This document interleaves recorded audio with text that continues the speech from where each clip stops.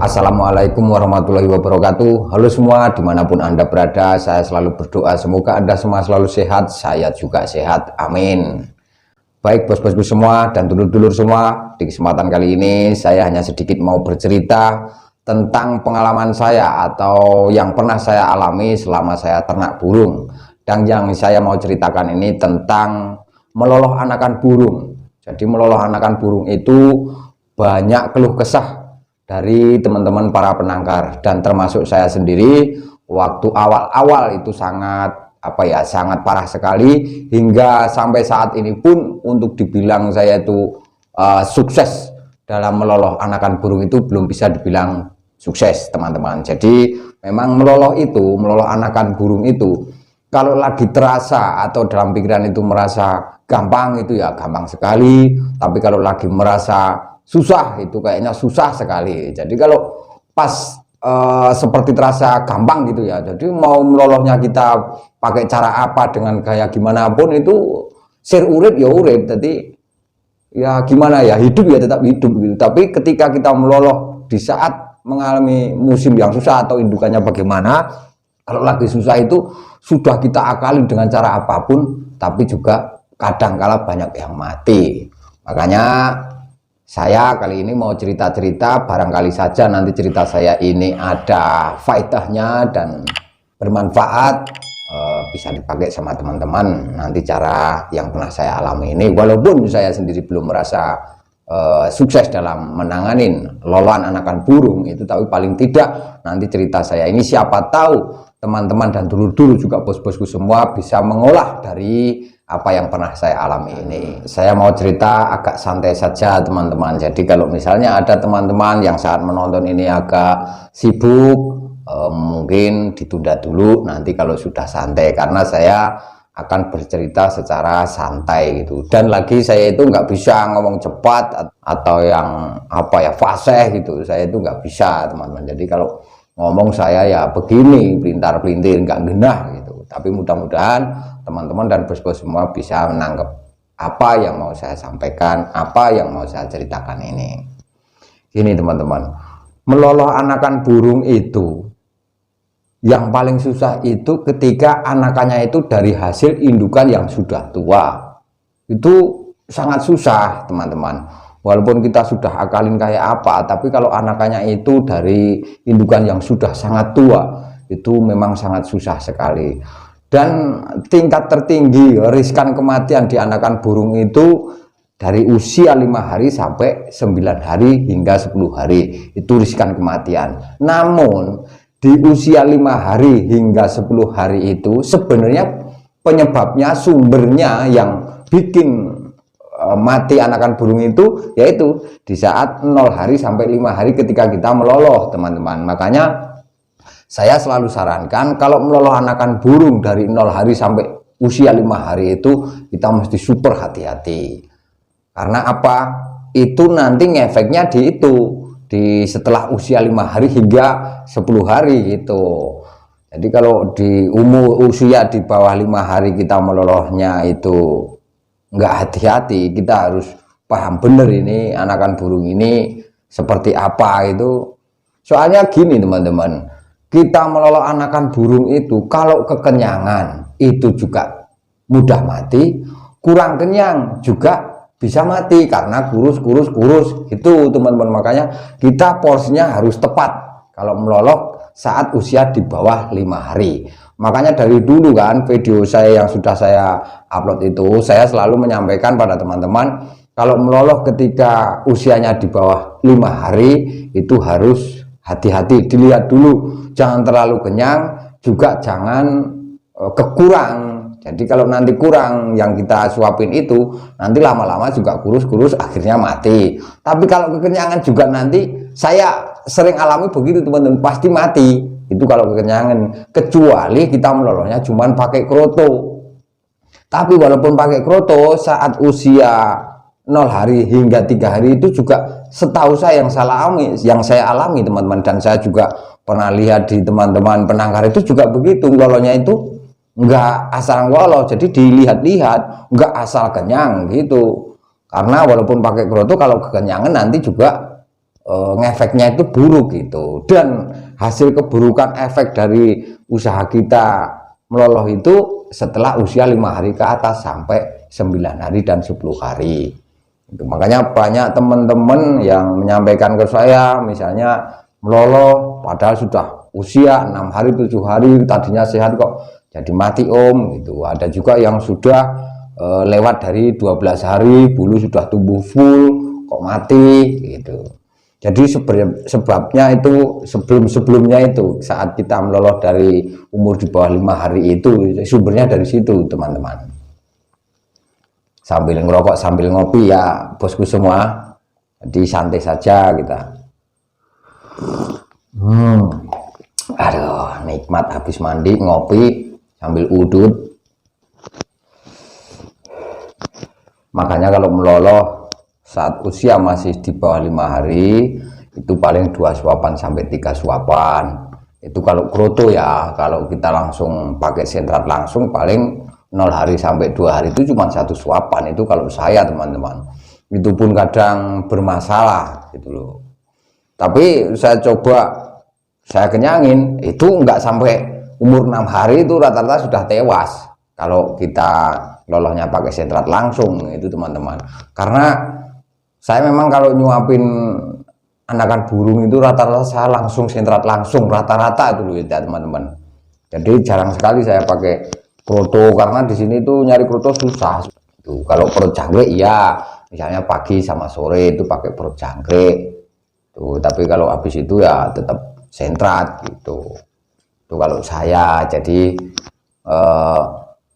ada sisi baiknya dan ada sisi buruknya, silahkan teman-teman yang menilai nanti mana sekiranya yang dianggap baik silahkan diambil, sekiranya tidak baik dan tidak cocok dengan pikiran teman-teman ya nggak usah dipakai gitu. Namanya kita punya pengalaman masing-masing ya kan.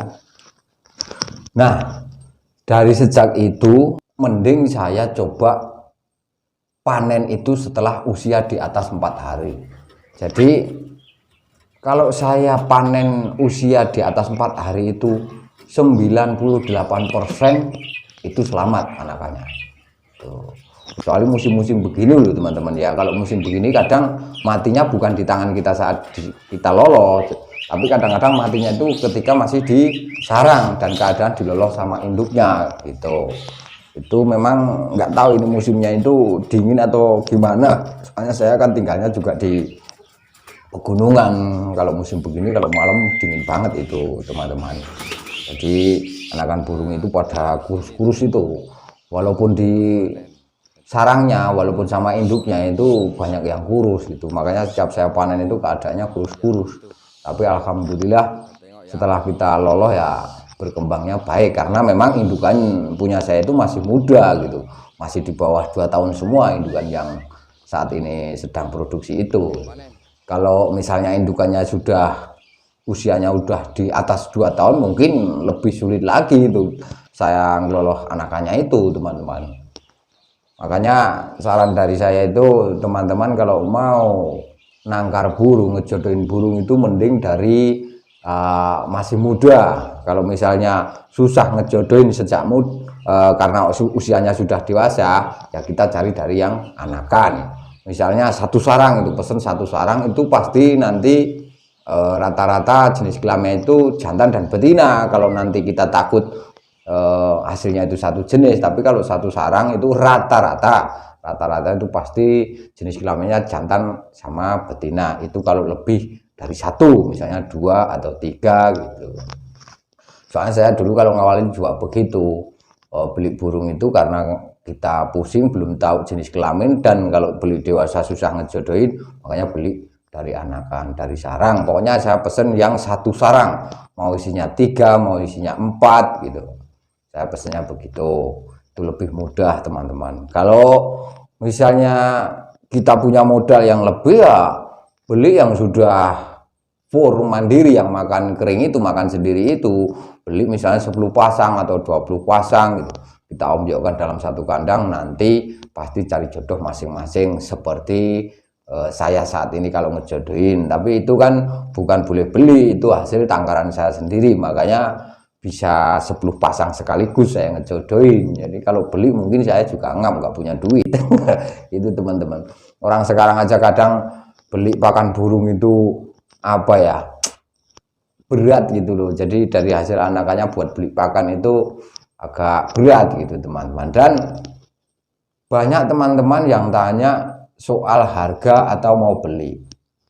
Saya itu nggak jual beli teman-teman, saya cuma ternak. Saya itu kalau ngejual, kalau sekiranya buat beli pakan saja. Jadi kalau sudah cukup buat beli pakan, walaupun itu anakannya banyak, nggak saya jual teman-teman. Saya jual burung itu hanya buat beli pakan per bulannya, bukan untuk istilahnya penghasilan. Itu saya itu masih nomor 2 itu teman-teman, karena rencana saya itu memang niatnya untuk melestarikan. Jadi kalau sudah ngejual cukup buat beli pakan, nanti ada lebih burung ya kita tambah-tambah, kita bikinin kandang gitu terus. Kalau nanti tempat lokasi saya sudah nggak ada ya mungkin kita hibahkan sesama teman yang mau nangkar, mau melestarikan gitu, asal nggak dijual belikan. Kalau dijual belikan memang saya nggak mau ngasih gitu.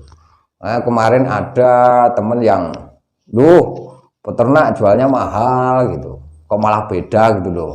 Kita itu nggak jual beli itu. Jadi kalau nomor yang saya cantumkan kemarin Mas Anto itu beliau itu nangkar tapi juga pengepul gitu teman-teman. Makanya harga dia misalnya di atas dari penangkar yang lainnya itu karena dia pengepul, dia juga ngepul dari penangkar yang lainnya gitu. Contohnya dari saya gitu, saya kalau jual juga ke beliau, kadang juga ke teman saya yang lain seperti Mas Joko gitu, saya begitu. Tapi nggak selalu saya jual anakan burung yang di saya ini, cuman hanya buat beli pakan. Makanya saya mohon maaf kalau saya menyampaikan harga atau kalau ditanya harga saya belum tentu jawab, karena nanti saya jawab saya juga dikejar-kejar terus itu teman-teman. Tapi kalau ada teman-teman yang mau main ke sini sharing, berbagi yang kita alami masing-masing, monggo, saya persilahkan, monggo. Cuma ya itu, kalau mau lihat burung yang saya tangkap di dalam kandang, saya meminta jangan rombongan kalau main ke sini.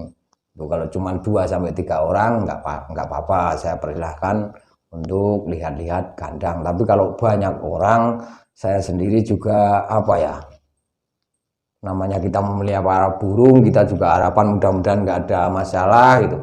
Tapi sepengalaman saya sih, kalau yang lihat banyak orang-orang asing itu memang suka bermasalah. Itu yang saya alami seperti itu teman-teman. Makanya video yang kemarin itu saya menyampaikan bahwa saya punya teman itu sama sekali nggak boleh orang lain memasuki wilayah kandang, apalagi lihat-lihat burung yang dia tangkar, itu nggak boleh teman-teman.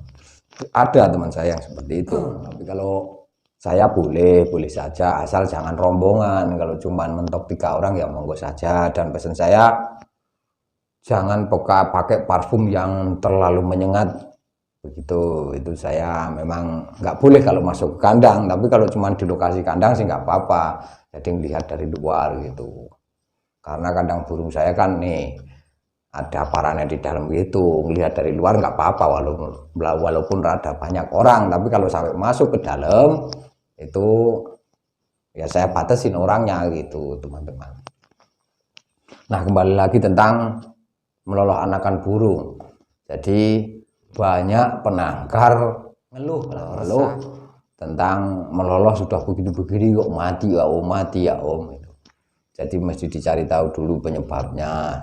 Yaitu tadi, kita berusaha kayak apapun, kalau indukan yang menghasilkan anakan yang kita loloh itu indukannya sudah tua, itu agak sulit. Jadi kalau kita meloloh terus mati, padahal sudah berusaha kayak apa itu, ya kalau indukannya memang sudah tua, kita nggak usah terlalu berpikir yang teman-teman. Kecuali indukannya masih muda, terus kita ngeloloh kok sering mati, nah itu ada masalah cara kita meloloh, itu pasti begitu teman-teman. Namun walaupun yang awal tadi saya sampaikan, kalau kita merasa lagi gampang meloloh model kayak apa ya hidup, tapi kalau lagi susah, walaupun kita melolohnya sudah merasa maksimal usahanya, kok tetap mati, tapi kita juga nggak boleh pasrah. Namanya kita percaya dengan adanya yang maha kuasa, ya kita berusaha dan berdoa tetap berusaha bagaimana syukur-syukur kita mendapat ilmu yang lebih gitu. Nah, kalau meloloh di saat musim jelek kita pun bisa ngatasin, meloloh anakan yang dari hasil indukan yang sudah tua kita pun bisa ngatasin. Itu kan lebih bagus. Itu memang harus usaha seperti itu, teman-teman. Tapi sampai saat ini saya sendiri ya belum merasa sukses dalam meloloh anakan, apalagi kalau anakan yang kita loloh itu dari hasil indukan yang sudah tua. Saya sendiri pun ngerasa kesulitan gitu, apalagi terus kena musim yang seperti ini gitu. Udah musim begini terus kita meloloh anakan dari indukan yang usianya sudah sangat tua, itu wah kesulitan sekali, teman-teman. Itu saya sendiri ngerasain seperti itu. Mungkin ya karena saya harus banyak belajar gitu. Nah, kalau teman-teman dan dulur-dulur punya pengalaman yang lebih bagaimana ngatasin anakan burung yang dari indukan sudah tua, itu punya pengalaman, monggo dibagikan sama kita. Jadi biar kita itu juga bisa tambah ilmu. Dulu waktu saya awal-awal ingin ternak, itu diyakini sama teman-teman semua, dan saya disarankan pokoknya setelah menetas anakannya harus diambil, karena menurut teman-teman dulu pasti dimakan atau dibuang. Itu teman-teman selalu menyampaikan seperti itu, karena mungkin beliaunya itu mungkin suka seperti itu kejadiannya gitu. Dan saya nekat, teman-teman, waktu itu, karena dulu itu peling saya sih kalau ngeloloh harus pakai kroto kan begitu. Jadi di sini itu waktu itu pas ada tetesan itu saya nyari kroto kemana-mana nggak dapet, makanya biarin aja sama indukannya biar diloloh seperti apa. Taruhlah katakanlah saya eksperimen gitu, diloloh hingga ini teman bisa terbang gitu.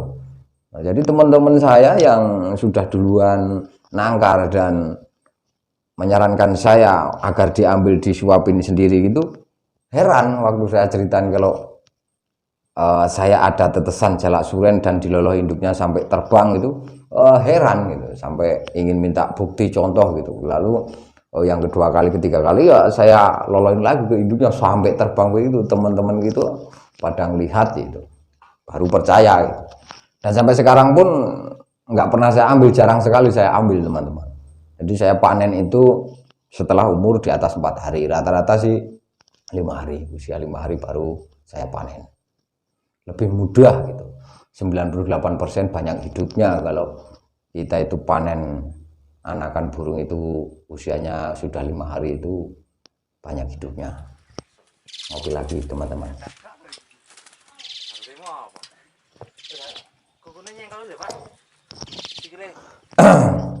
Nah, jadi meloloh anakan burung, abangan burung, indilan burung, itu yang wajib kita serius hati-hati 0 hari sampai 5 hari. Jadi misalnya kita nyuapin baru 2 suapan, itu kita lihat dulu, kita lihat perutnya terlalu besar apa belum, itu kita lihat. Nanti di situ ukurannya kita tahu bakal kita tambahin porsinya lagi atau tidak, itu sampai usia 5 hari. Nah, saat usia 5 hari itu porsinya saat kita nyuapin itu kita tambah sedikit sambil kita lihat perkembangannya tiap harinya. Itu kita perhatikan, teman-teman, sama kondisinya, kesehatannya itu sambil kita perhatikan terus gitu. Bila kesehatannya itu normal dan bertambah sehat dan gemuk, ya makin tambah lagi gitu apanya porsi nyuapinya gitu. Dan nanti setelah mendapatkan titik aman pertama, maksud saya titik aman itu sudah kecil sekali kemungkinannya mati gitu loh, teman. Banyak hidupnya itu setelah usia 12 hari. Jadi anakan burung jalak suren saat kita loloh sudah usia 12 hari itu sudah titik aman pertama. Itu sepengetahuan saya atau yang sering saya alami. Jadi kalau sudah usia 12 hari itu kita ngeloloh ibarat kata seberapapun oke-oke saja gitu. Kita kenyang, kita pulin lah gitu. Nah, lalu nanti titik aman terakhir, pokoknya kita itu sudah merasa merdeka setelah meloloh gitu, itu saat usia 20 hari atau nangkring. Jadi jalak suren itu kalau nangkring keluar dari box dan kalau dilepas itu terbang, itu kalau keadaan normal dan perkembangannya anakan burung itu bagus, usia 18 hari itu sudah nangkring atau sudah terbang. Tapi rata-rata sih 20 hari baru keluar dari box loloh, kita pindah ke kuruan kecil agar kita bisa ngejemur tiap pagi. Itu teman-teman. Nah di situ kita sudah merasa merdeka, jadi merasa titik aman terakhir lah gitu, titik rawan yang terakhir maksud saya. Jadi kalau sudah usia 20 hari keluar dari box loloh itu sudah, saya jarang sih mengalami kematian anakan burung itu di usia 20 hari ke atas, jarang sekali teman-teman. Jarang, bisa dibilang belum pernah mungkin. Jadi sudah aman itu, menurut saya itu titik aman terakhir di situ. Usia 20 hari atau nangkring itu sudah aman. Dan pesan saya teman-teman, biasanya burung jalak itu anakan burung ya, nggak hanya burung jalak, apalagi murai itu riskan banget saat keluar dari box atau nangkring. Jadi kita keluarin dari box pindah ke kuruan kecil itu biasanya suka kembung perutnya. Jadi ketika kita suapin itu nggak mau melongo, nggak mau mangap. Biasanya kalau orang pertama nyuapin itu rasa khawatirnya tinggi, lalu ketakutan, wah nggak mau melongo gimana gitu. Dan saking stresnya cuma ditahan dulu, lama-lama nggak sabar akhirnya mati karena nggak dapat makanan. Tapi saya kasih tip teman-teman, dan sering sekali saya memberi tip ini. Kalau mengalami seperti itu nggak usah panik, biarin aja dulu. Kalau memang belum mau, biarin aja dulu. Tapi tetap saat meloloh kita tetap merayu, mudah-mudahan mau melongoh gitu. Lah nanti kalau hari itu hari pertama kita ngeluarin dari box loloh ke kuruan kecil, hari itu terakhir, maksudnya terakhir kita meloloh biasanya sore hari nih. Seharian nggak mau mangap, biarin aja. Tapi kalau yang sudah sore hari, kalau masih nggak mau, kita tangkap, kita cangar, kita suapin 3-4 kali suapan. Itu saja, itu buat pertahanan hidup si burung itu sampai besok pagi. Nah biasanya kalau kita lakukan seperti itu, besok pagi dia sudah mangap atau sudah melongo tuh teman-teman. Dan seandainya, tapi jarang sekali teman-teman, seandainya sore sudah kita cangar, paginya masih belum mau mangap, ya pagi itu cangar lagi. Tapi pagi saja, nanti habis itu seharian sampai sore itu biarin aja, tapi tetap kita rayu, kita suapin, kalau nggak mau ya biarin aja. Nanti kalau sampai sore tetap nggak mau, kita cangar lagi. Tapi jarang sekali kejadian seperti itu teman-teman. Rata-rata kalau sudah kita cangar sekali, besoknya sudah mau mangap. Itu teman-teman. Jadi kalau sudah nangkring atau sudah keluar dari box loloh, menurut saya sudah titik aman yang terakhir, atau titik rawan atau titik aman lah, pokoknya untuk tingkat kematian itu sudah lewat lah, menurut saya seperti itu kalau meloloh anakan burung. Oke teman-teman, saya rasa cukup sekian dulu cerita-cerita saya. Mudah-mudahan apa yang saya ceritakan ini bisa diambil sisi baiknya sama teman-teman dan diolah, karena apa yang saya ceritakan dan apa yang saya sarankan itu mungkin masih banyak kekurangannya. Mungkin teman-teman malah lebih mempunyai ilmu yang lebih dari saya gitu loh. Jadi cerita saya ini cuman bisa untuk bandingan, jadi bisa diolah nanti, oh kalau apa Mas Kamdi begini caranya, begini nih, coba saya giniin misalnya, jadi diolah sendiri nggak apa-apa itu teman-teman. Oke teman-teman, segala kurang dan salah cara saya cerita, saya mohon maaf yang sebesar-besarnya. Kita ketemu lagi di kesempatan yang berbeda. Terima kasih, salam lestari, salam paseduluran. Wassalamualaikum warahmatullahi wabarakatuh.